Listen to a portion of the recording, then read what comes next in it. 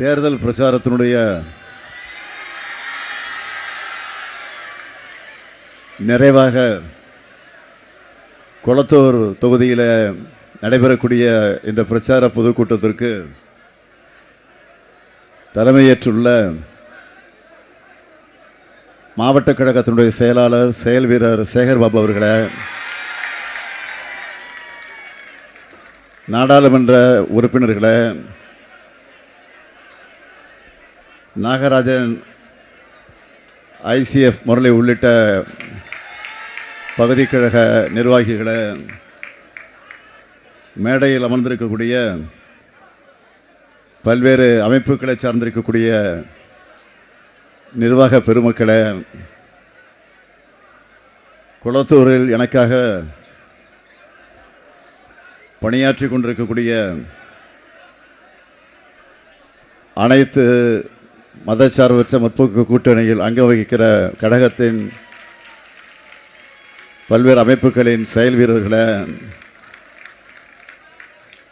பேரன்பிற்குரிய என்னுடைய கொளத்தூர் தொகுதியினுடைய பெருமக்களே, உயிரோடு கலந்திருக்கக்கூடிய தலைவர் கலைஞர் அவர்களின் உயிரினும் உயிரான அன்பு உடன்பிறப்புகளே, அனைவருக்கும் வணக்கம். என்னதான் ஒட்டுமொத்த தமிழ்நாட்டுக்கும் நான் முதலமைச்சராக இருந்தாலும் சென்னை நான் பாசமாக வளர்த்த குழந்தை மாதிரி. ஏன்னா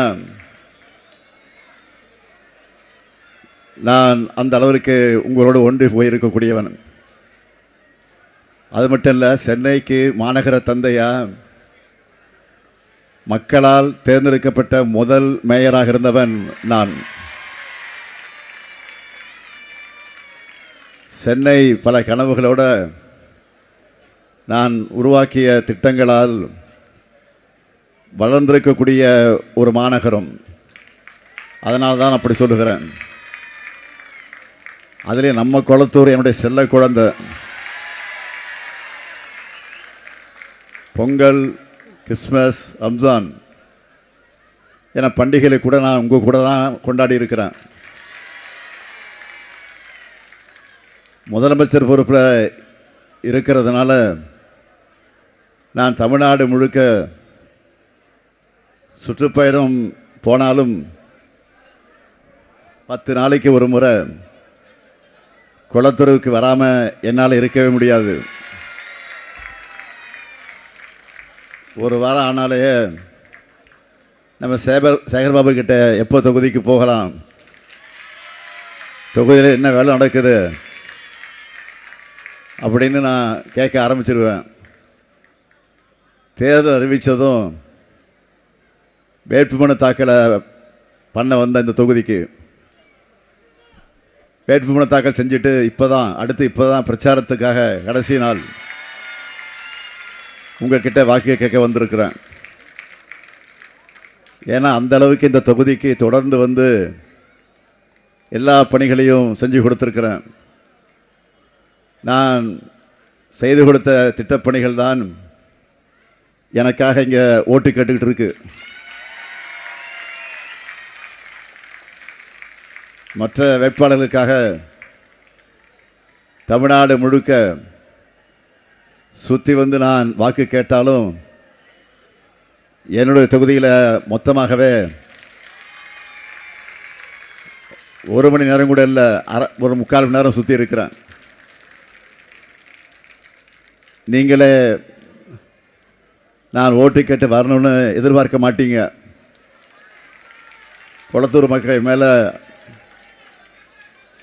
காட்டக்கூடிய அன்பு அப்படிப்பட்டது. வருஷம் முழுக்க நல்லா படித்த மாணவன்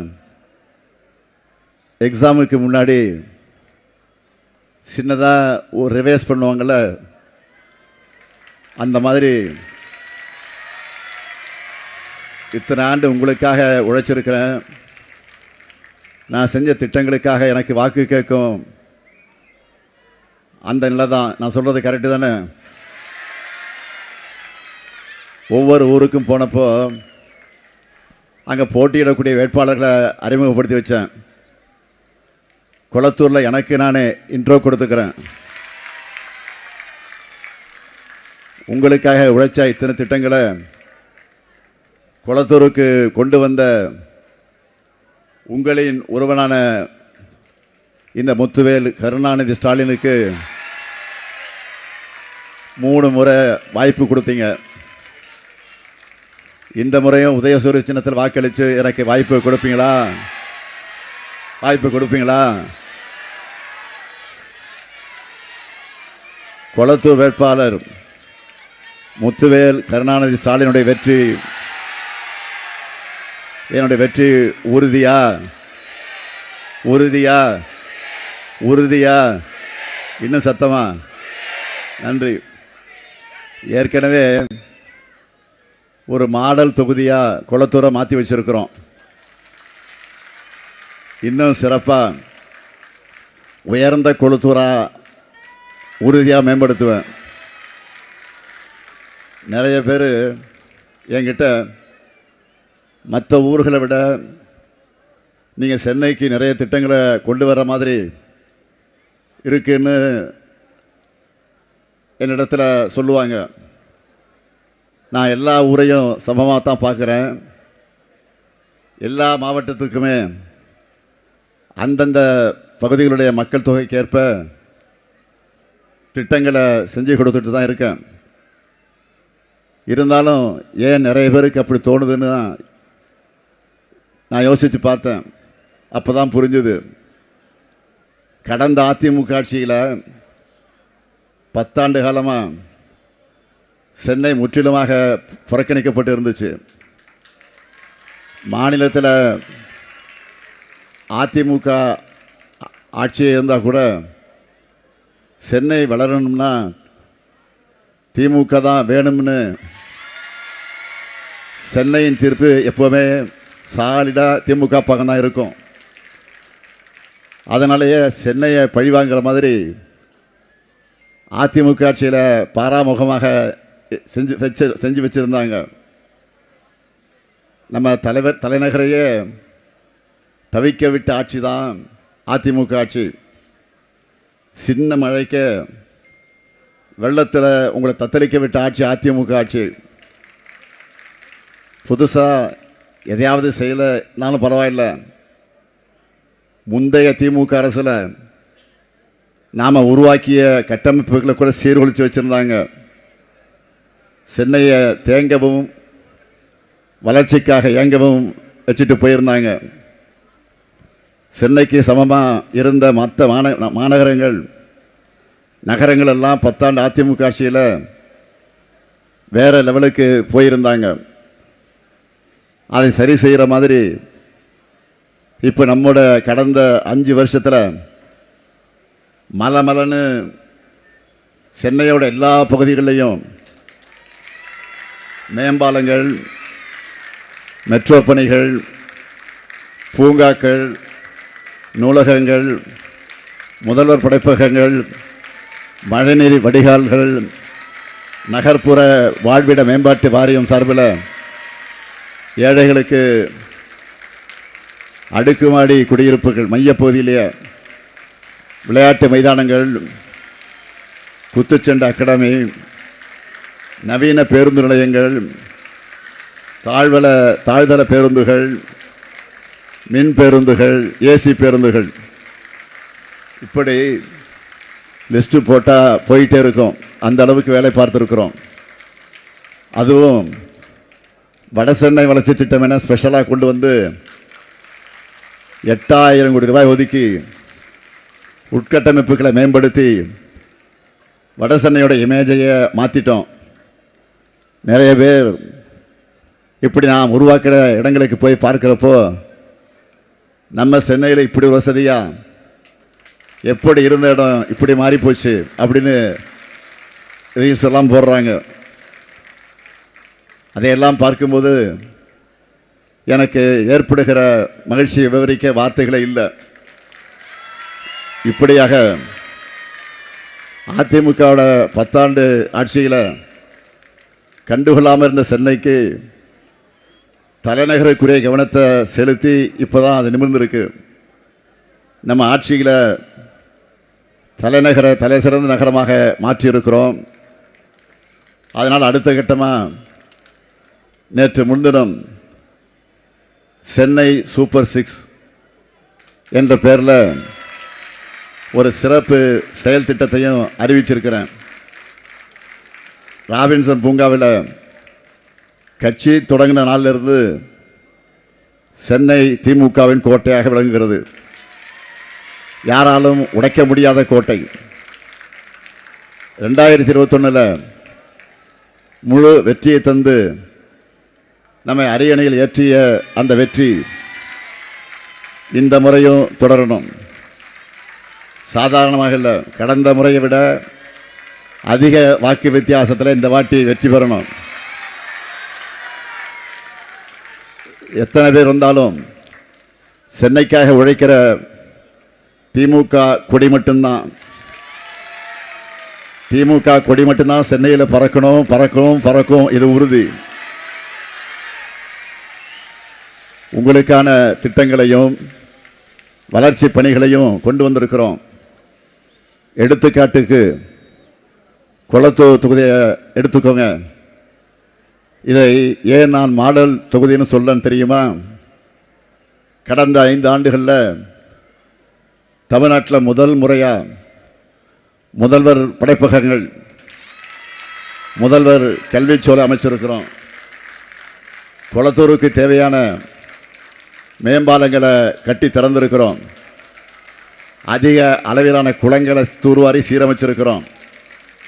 நவீன பேருந்து நிலையங்கள், தரமான மருத்துவமனை, வசதியான திருமண மாளிகை, பூங்காக்கள், இளைஞர்களுக்கான மினி ஸ்டேடியம், விளையாட்டு திடல்கள் அமைச்சிருக்கிறோம். புதுசாக கல்லூரியை தொடங்கியிருக்கிறோம். வண்ண மீன்கள் வர்த்தக மையம் திறந்திருக்கிறோம். குளத்தூரில் தான் அதிக அளவிலான அரசு பள்ளி, புதிய கட்டிடங்களை கட்டி கொடுத்து ஸ்மார்ட் வகுப்பறைகளை அமைச்சிருக்கிறோம். இப்படி குளத்தூரில் திரும்புகிற பக்கமெல்லாம் புதிய புதிய கட்டமைப்புகளை உருவாக்கியிருக்கிறோம். கொளத்தூர் மாடல் தொகுதி என்றால் திராவிட மாடல் ஆட்சியில் தமிழ்நாடு ஒரு மாடல் ஸ்டேட் தான். தமிழ்நாடு முழுக்க என்னுடைய இந்த பிரச்சார நிறைவுரையை பார்க்கிற என்னுயிர் மக்களை, நாங்கள் ஆட்சிக்கு வந்து முதல் 3 ஆண்டுகளில் பண்ணிய சாதனைகளை பார்த்துட்டு இந்தியாவில் யாரும் பெற முடியாத 40க்கு 40 என்ற முழு வெற்றியை கொடுத்தீங்க நாடாளுமன்றத்தில். அதே மாதிரி சட்டமன்ற தேர்தலையும் நாம் வரலாறு படைக்கணும். தமிழ்நாட்டின் தொழில் வளர்ச்சிக்காக எங்களுக்கு தொடர்ச்சியான வெற்றியை தரணும். நம்முடைய சாதனை திட்டங்களோட பேர்கள் மட்டும் சொன்னாலே இன்றைக்கி ஒரு நாள் போதாது. அதனால் ஒரு சில திட்டங்களை மட்டும் சொல்லி அது எப்படி மக்களோடு நெருங்கி இருக்கு, அந்த திட்டங்களால் பயனடைகிற பயனாளிகள் இந்த ஸ்டாலினை எப்படி பார்க்குறாங்கன்னு சொல்கிறேன். மகளிர் மேம்பாடு எடுத்துக்கிட்டால் மாதம் 1000 ரூபாய் கலைஞர் மகளிர் உரிமை தொகை வாங்கக்கூடிய சகோதரிகள் இந்த ஸ்டாலினை நினச்சி பார்ப்பாங்க. ஒவ்வொரு முறையும் விடியல் பேருந்தில் சுதந்திரமாக பயணிக்கிறப்பவும் என்ன நினச்சி பார்ப்பீங்க.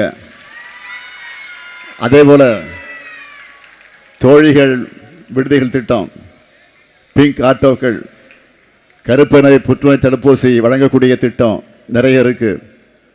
கல்வி வளர்ச்சின்னு எடுத்துக்கிட்டால் காலை உணவு திட்டத்தில் சுவையான உணவை சாப்பிட்ற குழந்தைகளும் காலையிலே சீக்கிரமே இருந்து வேலைக்கு போகிற பெண்களும் என்ன நன்றியோடு நினச்சி பார்ப்பாங்க. புதுமை பெண் திட்டத்தில் மாதம் 1000 வருதுன்னு கல்லூரிக்கு போகிற மாணவிகள் எல்லோரும் இந்த ஸ்டாலினுக்கு தேங்க்ஸ் சொல்லுவாங்க. அப்படித்தான் ஒரு பெண் கல்வியில் சிறந்த தமிழ்நாடு என்ற நிகழ்ச்சியில் மேடையில் நின்று கண்ணீரோடு இந்த திட்டம் எப்படி உதவியாக இருக்குன்னு நன்றி சொன்னாங்க. நெகிழ்ந்து போன நான் அவங்களை அழைச்சி உச்சந்தலையில் அன்போடு முத்தம் தந்து என் பேனாவை அன்பளிப்பாக தந்தேன். அந்த காட்சியை என்னால் மட்டும் இல்லை, தமிழ்நாட்டிலையும் யாராலையும் மறக்க முடியாது. அதே போல் தான் தமிழ் புதல்வர் திட்டம், உலகம் உங்கள் கையில், லேப்டாப் அடங்கக்கூடிய திட்டம், மாவட்டந்தோறும் மாடல் பள்ளிகள், மதுரையில் கலைஞர் பெயரால் நூல் லைப்ரரி, இன்னும் நிறைய இருக்குது. நலன் காக்கக்கூடிய ஸ்டாலின் முகாம்கள், இன்னொரு காக்கக்கூடிய நம்மை காக்கு 48, இப்படி பல பட்டியலை நான் சொல்லிக்கொண்டே இருக்க முடியும்.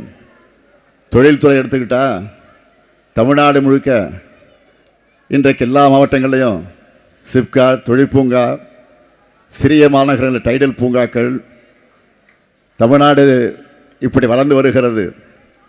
விளையாட்டு வீரர்களுக்கு உபகரணங்கள் வழங்கக்கூடிய திட்டம், வீட்டு வசதி எடுத்துக்கிட்டால் கலைஞர் கனவில் திட்டத்தில் சொந்த வீடு என்னும் கனவு நனவான யாராலையும் ஸ்டாலினை நிச்சயமாக மறக்க முடியாது.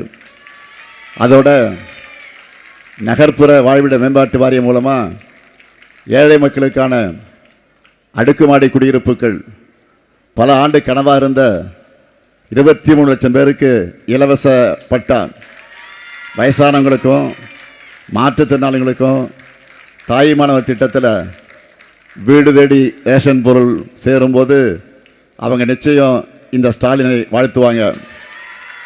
ஆன்மீகமாக சொல்ல வேண்டிய அவசியம் இல்லை. அதே போல் அரசு ஊழியர்களுக்கு எப்படிப்பட்ட கோரிக்கையை நிறைவேற்றி கொடுத்தோன்னு உங்களுக்கு எல்லாரும் தெரியும். இப்படி துறை வாரியாக இன்னும் நிறைய இருக்குது. அதனால தான் சொல்கிறேன், சிறந்த உட்கட்டமைப்புக்கு தமிழ்நாடு தான், சிறந்த கல்விக்கு தமிழ்நாடு தான், மருத்துவத்துக்கு தமிழ்நாடு தான், தொழில் முதலீட்டுக்கு தமிழ்நாடு தான், சட்டம் ஒழுங்குக்கு தமிழ்நாடு தான், அமைதிக்கும் மத நல்லிணக்கத்துக்கும் தமிழ்நாடு தான். இப்படி எல்லா துறையிலும் சிறக்க உழைக்கிறவர் தான் இந்த முத்துவேல் கருணாநிதி ஸ்டாலின். இப்போ நான் இந்த அளவுக்கு திட்டங்கள் லிஸ்ட் போட்டு சொன்னேன் இல்லையா, இது எதையும் நான் ஏதோ நினச்சி பண்ணிடலை. ஒவ்வொன்றா எத்தனையோ சோதனைகள் எனக்கு வந்துச்சு இதை செய்கிற போது. கொரோனாவில் உச்சத்திலிருந்து அப்போ நம்ம ஆட்சிக்கு வந்தோம். ஒவ்வொரு ஆண்டும் வெள்ளம், புயல் போன்ற இயற்கை பேரிடர்கள் ஒரு பக்கம், தமிழ்நாட்டுக்குரிய நிதியை ஒன்றிய அரசு பாஜக அரசு தராமல் அது ஒரு கொடுமை, ஆளுநர் மூலமாக நிர்வாகத்தில் நெருக்கடி, இப்படி எல்லா தடைகளையும் கடந்துதான் நான் சொன்ன சாதனைகள் எல்லாம் செய்திருக்கிறோம். அந்த சீரழிவிலிருந்து தமிழ்நாட்டை மீட்டு 11.19 விழுக்காடு சாதனை வளர்ச்சியை இந்தியாவிலேயே வேறு எந்த மாநிலம் அடையாத இரட்டை இலக்க வளர்ச்சியை சாதித்து காட்டியிருக்கிறோம். உலக முழுக்க வெளியாகக்கூடிய எக்கனாமிஸ்ட் பத்திரிகையை தமிழ்நாட்டை புகழ்ந்து சூப்பர் ஸ்டார் ஸ்டேட்டுன்னு எழுதுகிறாங்க. இப்படி தமிழ்நாட்டை சூப்பர் ஸ்டாராக்கின இந்த முதலமைச்சர் முத்துவேல் கருணாநிதி ஸ்டாலின் ஆட்சி தொடரணுமா வேணாமா சொல்லுங்கள். திராவிட மாடல் தமிழ்நாட்டில் நிறைவேற்ற திட்டங்களெல்லாம் இன்றைக்கி மற்ற மாநிலங்களுக்கும் மாடலாக அமைஞ்சிருக்கு. தமிழ்நாட்டுக்கு வந்து பார்த்து அவங்க மாநிலங்களையும் இதை செயல்படுத்திக்கிட்டு இருக்கிறாங்க. அதே போல் நான் டெல்லியில் ஆம் ஆத்மி செயல்படுத்தின மாடல் பள்ளிகள், நகர்ப்புற கிளினிக்குகள் உள்ளிட்ட திட்டங்களை ஆய்வு பண்ணி நம்ம ஊர்லேயும் அதை மேம்படுத்த செயல்படுத்தி கொண்டிருக்கிறோம். இப்படி ஆரோக்கியமான வளர்ச்சி அரசியலுக்கு வித்துட்ருக்கிறோம். இன்னும் சொல்லணும்னா எதிர்க்கட்சிகளை கூட நம்ம நிறைவேற்ற செய்து கொண்டிருக்கக்கூடிய திட்டங்களை தான் பேரை மாற்றி அவங்களுடைய தேர்தல் அறிக்கை வெளியிட்டிருக்கிறாங்க. இதான் உண்மை. ஆனால் நம்ம எதிர்த்து நிற்கிறவங்க யாருன்னு பார்த்தீங்களா? பாஜகவில் தான் 2021ஆம் ஆண்டு நடந்த சட்டமன்ற தேர்தலில் தோற்றோம். இனி அவங்களோட கூட்டணி இல்லைன்னு சொன்னவர் யார்? எடப்பாடி பழனிசாமி. டெல்லியிலிருந்து 2 ரெய்டு நடத்தினமே பயந்து போய் கர்ச்சிப்பால் முகத்தை மறைச்சிக்கிட்டு சட்டமன்றத்தை கூட விட்டுட்டு வேறு வேறு காலை மாறி மாறி டெல்லியில் போய் கூட்டணி வச்சுட்டு வந்தார். சரி, அந்த கூட்டணிக்காவது இவர் தான் தலைமையா என்றால் அதுவும் கிடையாது. ஒரு சினிமா வரும் பார்த்துருப்பீங்க, மாப்பிள்ளை இவர் தான், ஆனால் போட்டிருக்க சட்டை இன்னொருத்தரோடு. என்ன சொல்கிறது போல் இவங்க குடுமி டெல்லிக்கிட்ட இருக்குது. எல்லா முடிவுகளும் அங்கிருந்து தான் எடுக்கப்படுகிறது. அதனால தான் இந்த தேர்தலையே தமிழ்நாடு வெர்சஸ் என்டிஏ, தமிழ்நாடு அணி வெர்சஸ் டெல்லி அணி என்று சொன்னேன். நிறைய பேர் கூட என்ன டெல்லின்னு சொல்கிறீங்கன்னு கேட்டாங்க. இவங்க கிட்ட திரும்ப ஆட்சி போனால் டெல்லி ரிமோட் கண்ட்ரோல் ஆட்சி தான் தமிழ்நாட்டில் மறுபடியும் நடக்கும். நம்மளோட எல்லா திட்டங்களும் நின்று போயிடும். ஏற்கனவே அரசு தந்த காசை கூட திரும்ப கேட்பாங்க.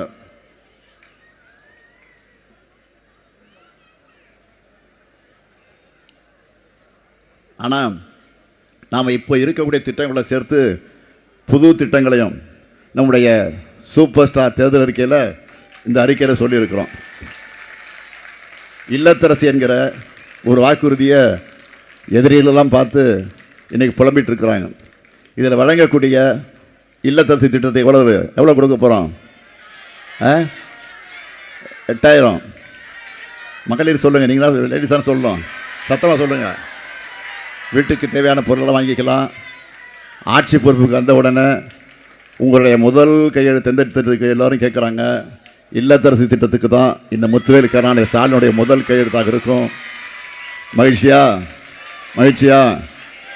அதே போல் உங்களுடைய மகளிர் உரிமை தொகை இனி மாதம் 1000 இல்லை 2000. விடுபட்ட மகளிர் இணைச்சி உரிமை தொகை கொடுக்க போகிறோம். இந்த ஸ்டாலின் சொன்னால் செய்வான் என்பதற்கு ட்ரெய்லர் தான்.